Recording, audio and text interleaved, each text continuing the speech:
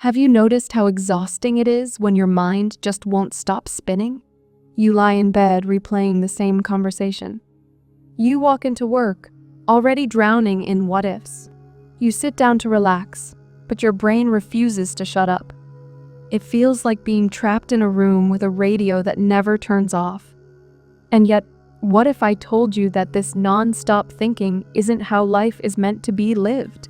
Over 2,000 years ago, a quiet old man named Lao Tzu walked away from society and left behind a slim little book called the Tao Te Ching. Just 81 short verses. But inside those words is a map out of the mental maze. He called it the Tao the Way. It's not a religion, not a set of rules. It's the natural rhythm of life itself. The flow of the seasons, the turning of day into night, the way a river bends around rocks without effort. And here's the thing, when you align yourself with that flow, life feels lighter. You don't have to wrestle with every outcome, plan every detail, or solve every mystery before it arrives. You start to trust. You begin to rest in the flow that's already carrying you. But our biggest obstacle to this trust? Overthinking. Our mind believes if it analyzes enough, it can stay safe. If it predicts every possibility, it can prevent mistakes.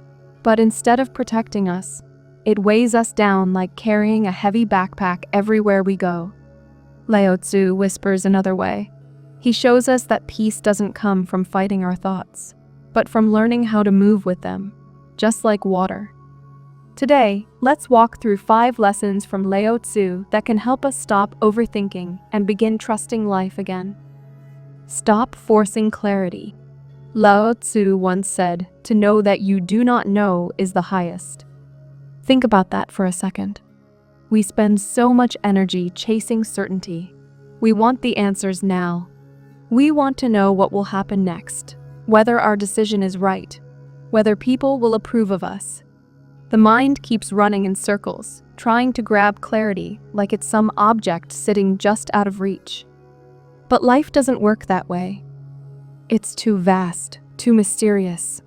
Trying to force clarity is like trying to grab smoke. It slips right through your fingers. And here's where the ego enters. That small voice inside says, I, me, mine. I need to control. I must be certain. The ego isn't evil. In fact, it's useful. It keeps us safe, helps us navigate daily life. But it's terrified of the unknown. And when things feel uncertain, it does the only thing it knows how to do. It thinks harder. It replays the past.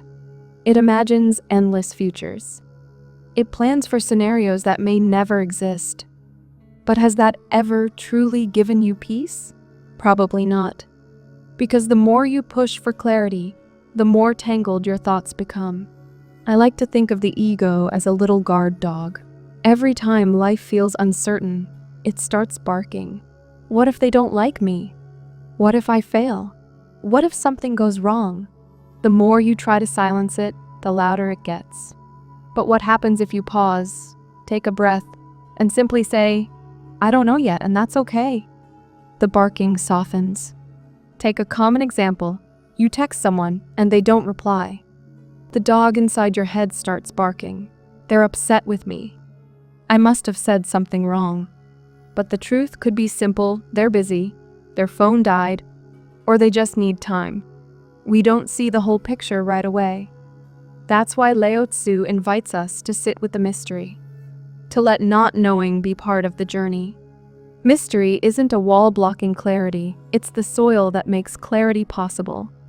Like planting a seed in the ground.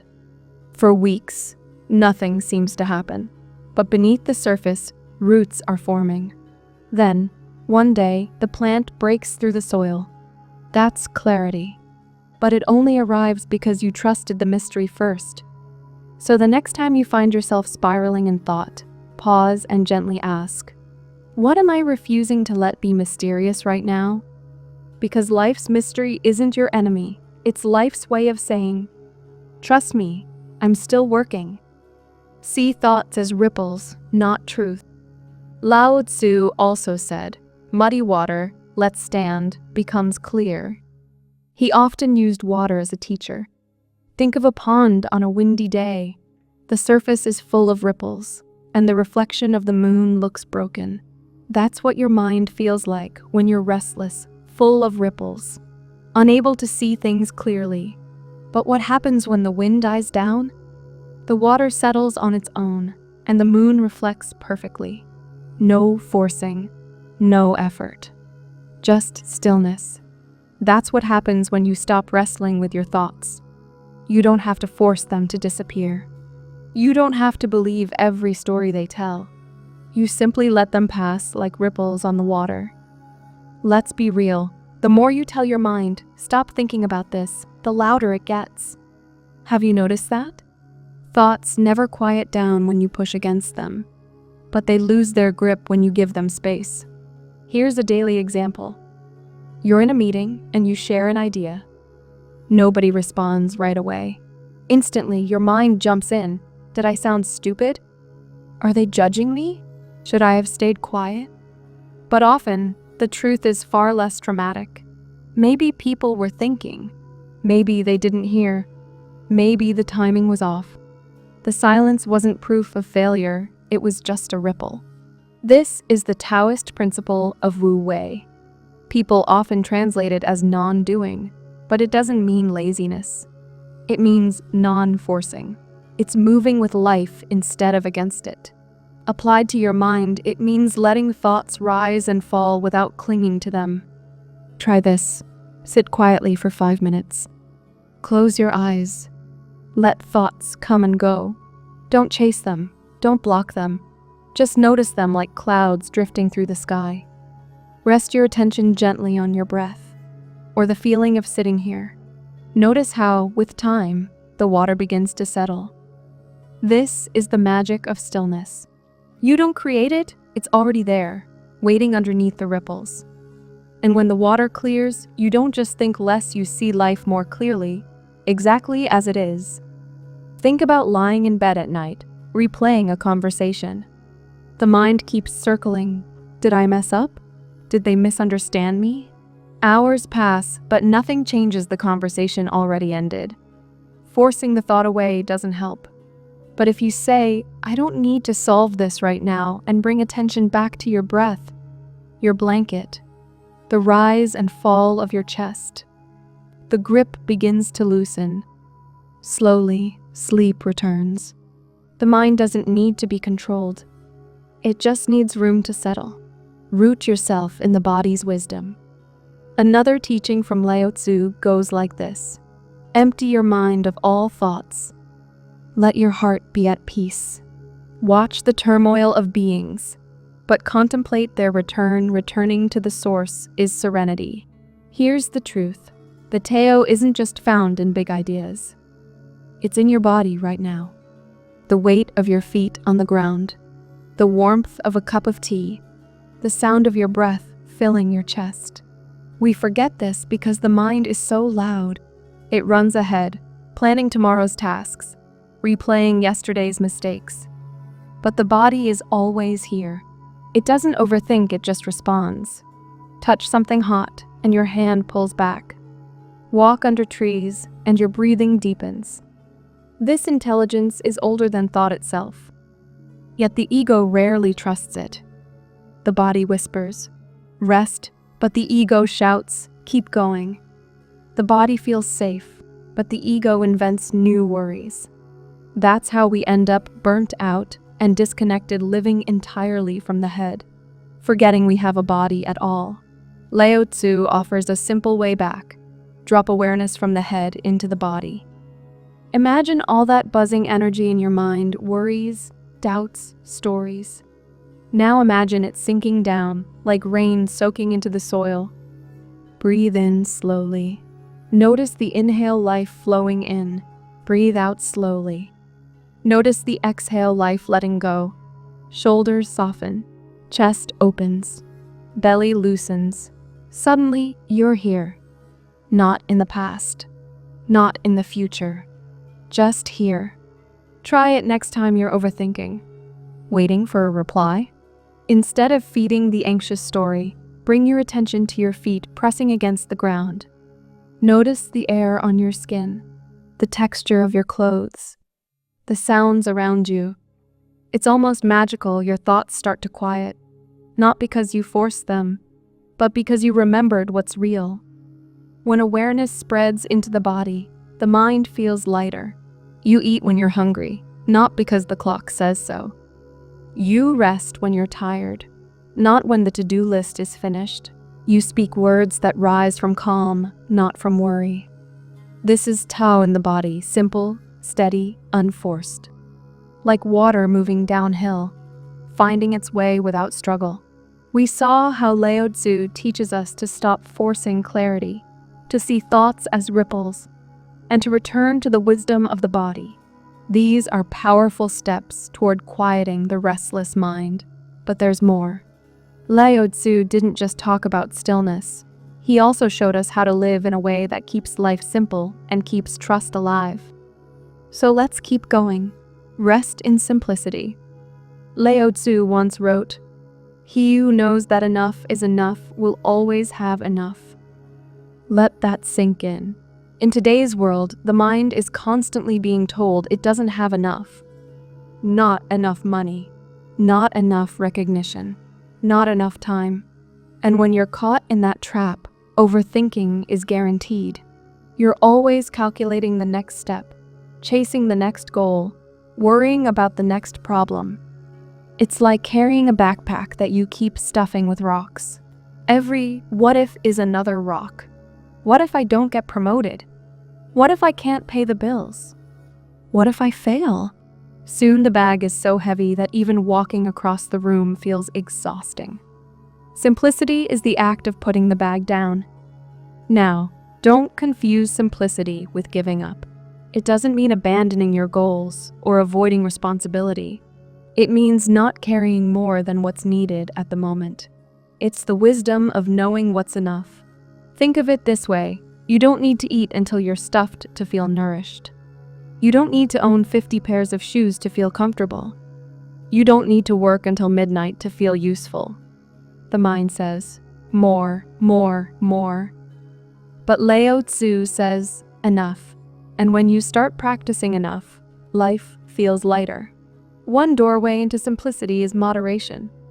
Instead of going to extremes, you pause and ask, what's enough right now?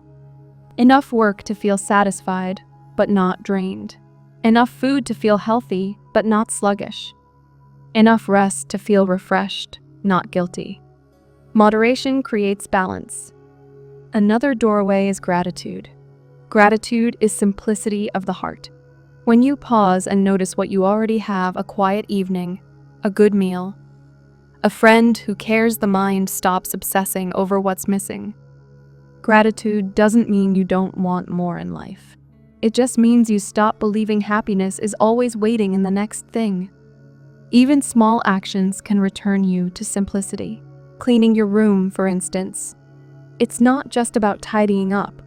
Every pile of clutter whispers. Unfinished, messy, chaotic. When the space is lighter, your mind is lighter. The same goes for time. Ever notice how stressful it feels when your day is crammed with 10 different tasks? Your mind keeps jumping ahead, calculating what's next. But if you do fewer things with full attention, the stress fades. Even ordinary acts, washing dishes slowly, walking instead of rushing, become calming. Overthinking feeds on clutter. But when you strip away the excess, you make space for stillness. The heavy backpack loosens its grip. Suddenly, you realize you already have what you need. Lao Tzu called simplicity one of his 3 treasures, along with compassion and moderation.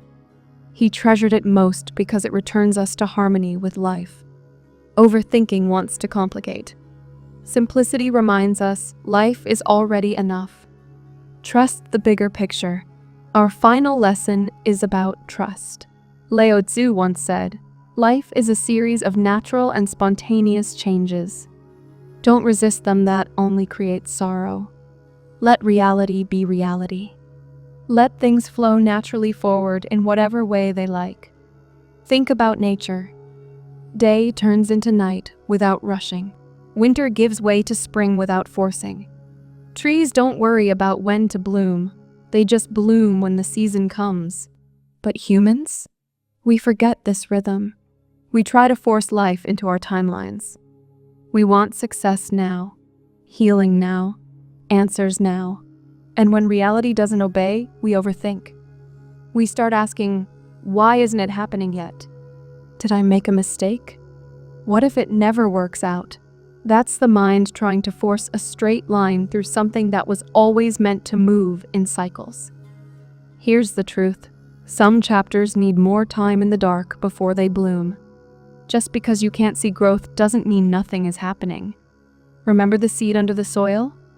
Trusting the bigger picture means believing that what feels stuck today may be preparing you for tomorrow.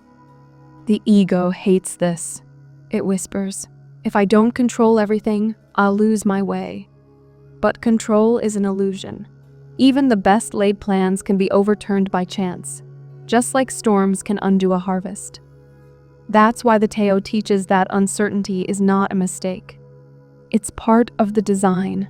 What feels like a detour often turns out to be the path itself. And usually, you only realize it when you look back. So how do we practice this trust? Start with small things. Drink your tea slowly, without rushing to finish it. Take a walk without needing to arrive anywhere. Spend time in nature, watch clouds drift, water flow, trees sway. These aren't just pretty sights. They're reminders that life moves in effortless rhythm. Everyday simplicity builds trust.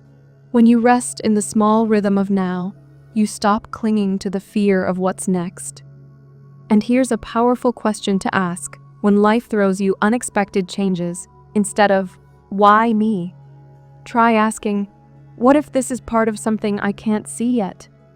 That single shift opens a doorway to peace. Because trusting the bigger picture is realizing you don't have to push the river. It already knows where it's going. You don't have to figure out every detail the Tao's already carrying you. Your job isn't to control life. It's to move with it. So let's bring everything together. Overthinking tells you that peace will come once you've solved every possible problem. But Lao Tzu shows us peace isn't at the end of thought, it's underneath it, available right now. You stop forcing clarity and allow the mystery to exist. You see thoughts as ripples and let them settle on their own. You return awareness to the body, where life is always present. You rest in simplicity and stop carrying the heavy backpack of more. And finally, you trust the bigger picture that life has its own timing, its own rhythm, its own flow. These aren't abstract teachings. They're practices you can try today, right now. The next time your mind starts spinning, pause. Breathe. Feel your feet on the ground. Remind yourself, I don't need to solve everything this moment. Life is already moving forward. Lao Tzu lived in a time when life was far simpler than ours. Yet his words still speak perfectly to our noisy, busy world. Because human minds have always had the same problem: they overthink. And the solution has always been the same: stop fighting, start flowing. Overthinking is like trying to straighten a river with your hands. Exhausting, futile. The Tao is the reminder that you don't need to straighten the river. You need to learn how to float. So, if you take one thing from Lao Tzu today, let it be this: trust the way.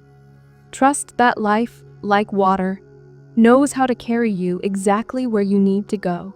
And maybe, just maybe, the peace you've been searching for is already here, waiting under the ripples, waiting in the stillness, waiting in this very moment.